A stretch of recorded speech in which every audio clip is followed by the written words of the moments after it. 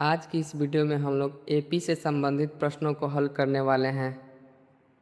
तो प्रश्न है एपी 3,5,7,9 का 10वां पद ज्ञात कीजिए। दूसरा प्रश्न है एपी 29,26,23,20 का 9वां पद ज्ञात कीजिए।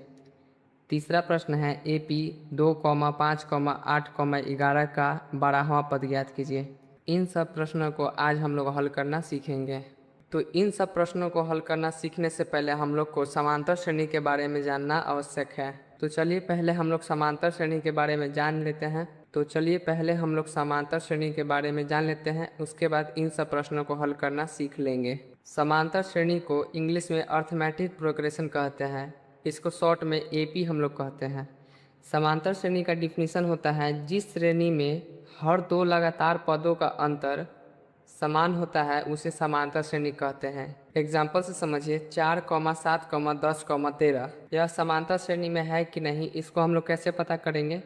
तो देखिए यहाँ पर पहला पद है 4 और दूसरा पद है 7 और तीसरा पद है 10 और चौथा पद है 13। यहाँ पर देखिए 4 में हम लोग 3 जोड़े हैं तो 7 आया है, फिर 7 में हम लोग 3 जोड़े हैं तो 10 है तो 10 आया है, फिर 10 में हम लोग 3 जोड़े हैं तो 13 आया है।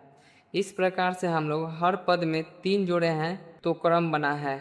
तो यहाँ पर हम लोग सभी पद में समान संख्या जोड़े हैं तो इसलिए यह समांतर श्रेणी में है। यहाँ पर परिभाषा में क्लियर कह रहा है कि हर दो लगातार पदों का अंतर समान होता है। इन दोनों लगातार पदों का अंतर 3 है, ठीक उसी प्रकार इन दोनों लगातार पदों का अंतर भी 3 है, ठीक उसी प्रकार इन दोनों लगातार पदों का अंतर भी 3 है। तो यह समांतर श्रेणी में आपका है।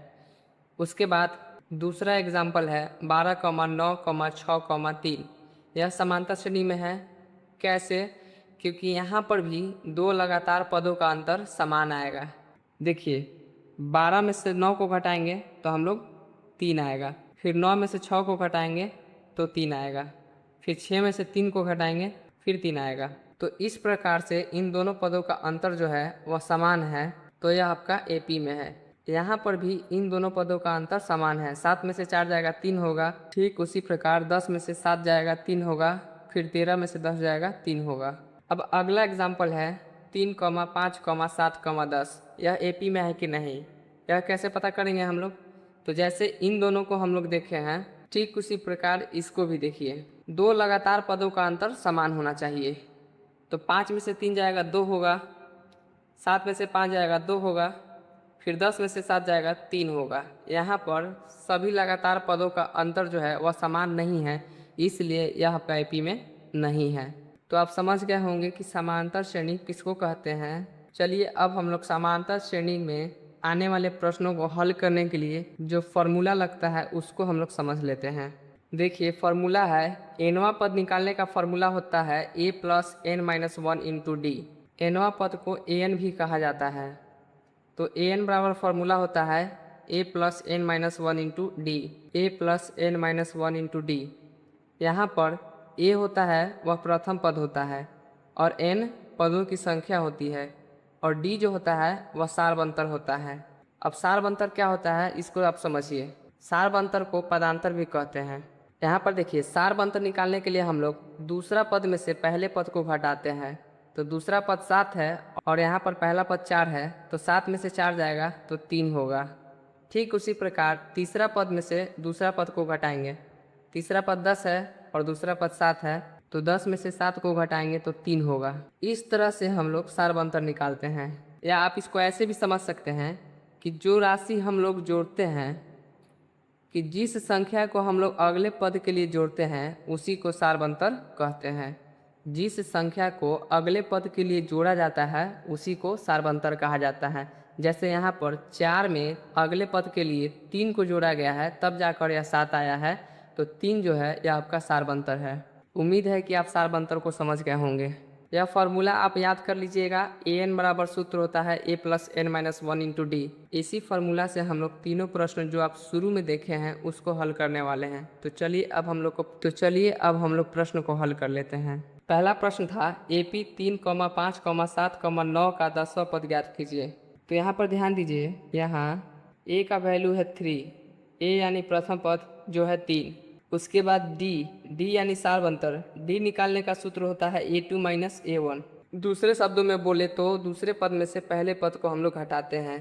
तो यहाँ पर यह आपका A1 है और यह A2 है, यह A3 है और यह A4 है। तो A2 आपका 5 है तो A2 5 माइनस A1 आपका 3 है तो 5 माइनस 3, यह आपका आ जाएगा 2।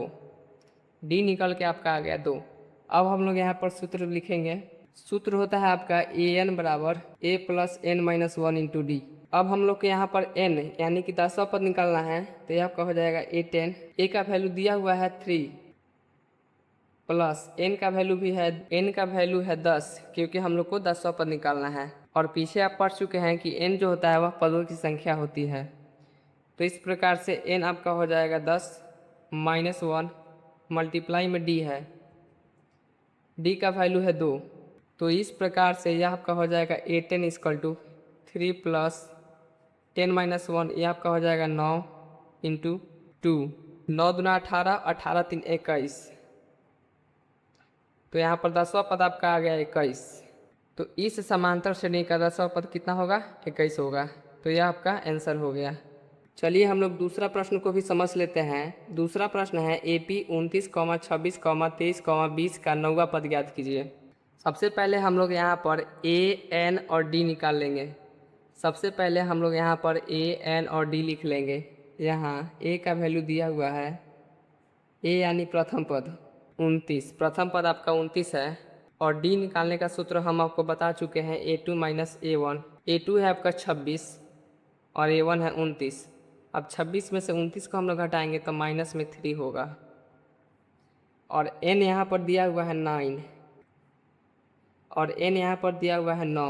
अब हम लोग को फॉर्मूला लगा लेना है AN equal to A plus N minus 1 into D. n का वैल्यू 9 है तो ये आपका हो जाएगा A9। A का वैल्यू दिया हुआ है 29 प्लस n का वैल्यू है 9 माइनस 1 मल्टीप्लाई में d है, d का वैल्यू है 3। तो यह आपका हो जाएगा A9 इक्वल टू 29 प्लस 8 गुने माइनस में 3। अब यहाँ से यह आपका हो जाएगा A9 इक्वल टू प्लस 8 और माइनस में 3 मल्टीप्लाई होके माइनस में 24 हो जाएगा।